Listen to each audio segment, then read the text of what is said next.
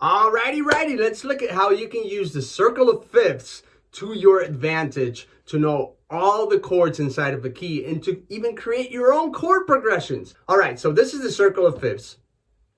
Let's just say we're playing in the key of C. So that's going to be our first chord, okay? I'm going to circle that so you can see. That's going to be our first chord. Now, all the chords around C are the chords in the key of C. So I'm just going to draw very poorly that little shape. Whoops, I'm using my mouse. Sorry. I'm just going to draw that little shape around C.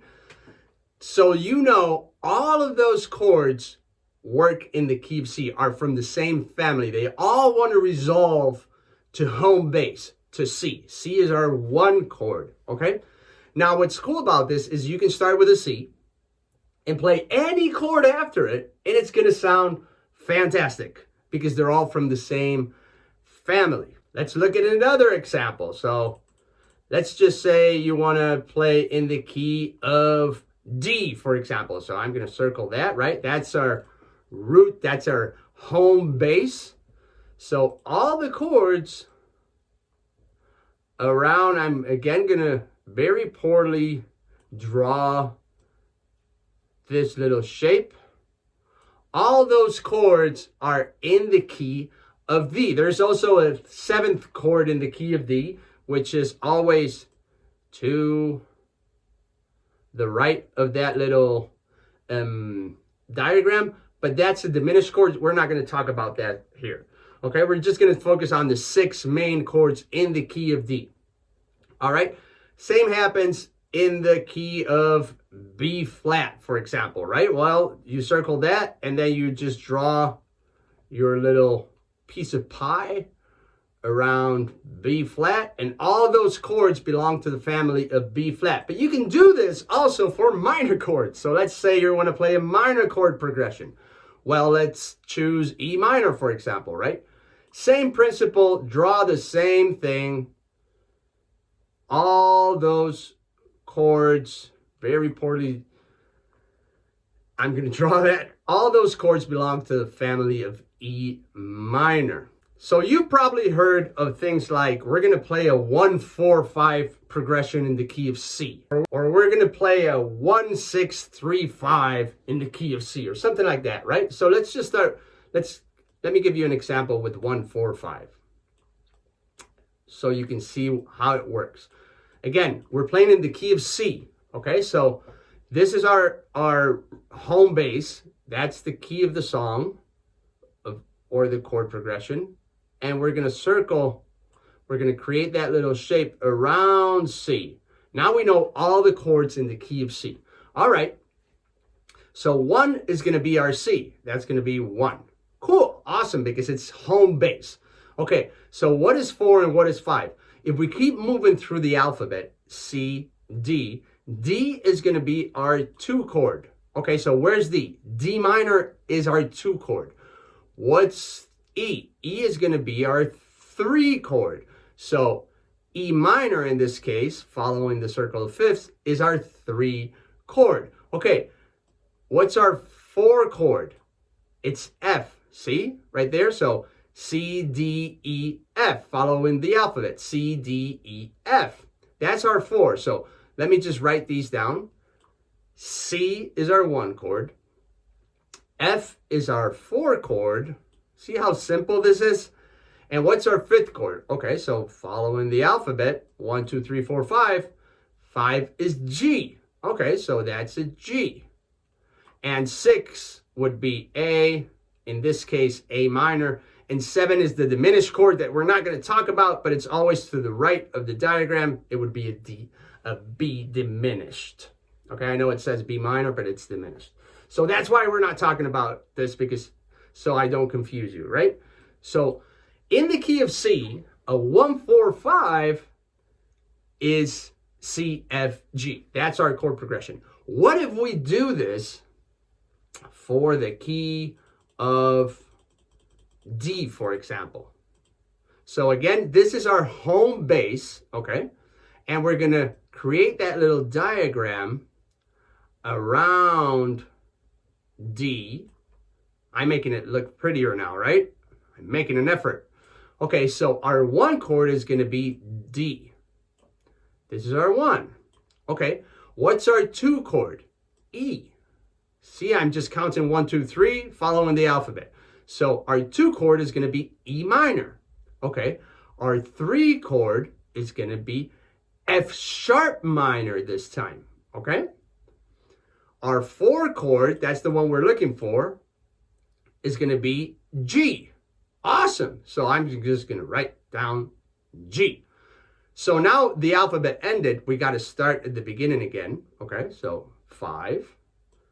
1, 2, 3, 4, 5. A is going to be our 5. Bam! Now we have our 1, 4, 5 for the key of D. And you can do this with any key. Just follow the alphabet. Count 1, 2, 3, 4, 5. 1 goes where you start, and then you keep moving forward, okay? All right, so now let me give you a little formula on how to write your own chord progressions. Super cool. We're just gonna use an easy key, for example, key of G. This is our home base, and we're gonna create that little shape around G. This is if you want to write your own songs, okay? Whoop. Okay, so G is our 1. Cool. What's our 2, 3, 4? You get the point, right? 5, and 6. We're not going to look at F, which is our diminished, okay? So the formula goes like this. You start with the 1.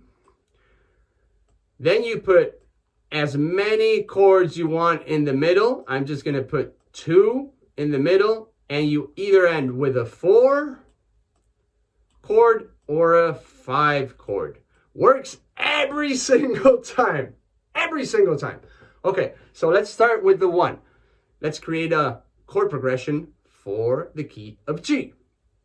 So, whoop, that's our 1. Now I can choose any chord inside of these 2 boxes. You can also use 1 chord instead of 2, or you can use 3 or 4 chords instead of 2.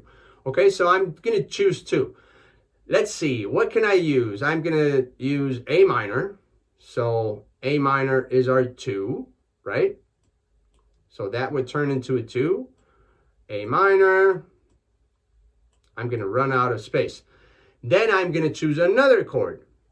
How about C? Okay, C is 4, but I can repeat chords if I want. And then a 5, and then the chord progression would be a D.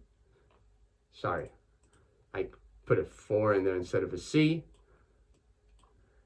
And then 5 would be a D. I'm so sorry for the handwriting. I'm using my mouse. So that's our fail-proof chord progression. Sounds amazing. Try it out. Now let's do it for the key of, let's choose another one. For the key of, I don't know, C, for example, right? I'm trying to choose easy ones so there's no flats and sharps and it's not confusing. But you can do it for any key, okay? So we're going to start in the key of C.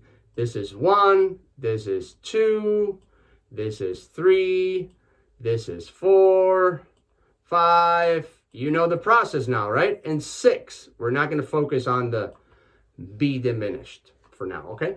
So again, the formula goes 1, chord, chord, 4, or 5.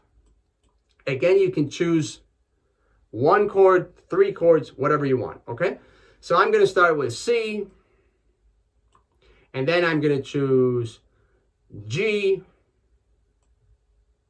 What is a G? G is a 5, okay? And then I'm going to choose, let's see, A minor, that's a 6. A minor. And then I'm going to choose F. Okay, so that would be a 1, G is a 5, 1, 5. A minor is a 6. You can see I'm really taking my time for you to understand it. 6 and F, let's check it, it's a 4. And you can see it follows the formula, right? 1, 2 chords in the middle. It can be a 5 or a 4 in the middle, and ending in a 4. Now, what's cool is that many artists use this formula to play their songs. For example, let's take a look at the chords for Eric Clapton's Wonderful Tonight, right? What are the chords for Wonderful Tonight? Starts with a G, it's in the key of G, so we're gonna do like this to the key of G, and we're gonna name our G number 1. And then we've got a 2, a 3, a 4, a 5, and a 6. And I'm gonna create the formula. 1, chord, chord, 4, or 5.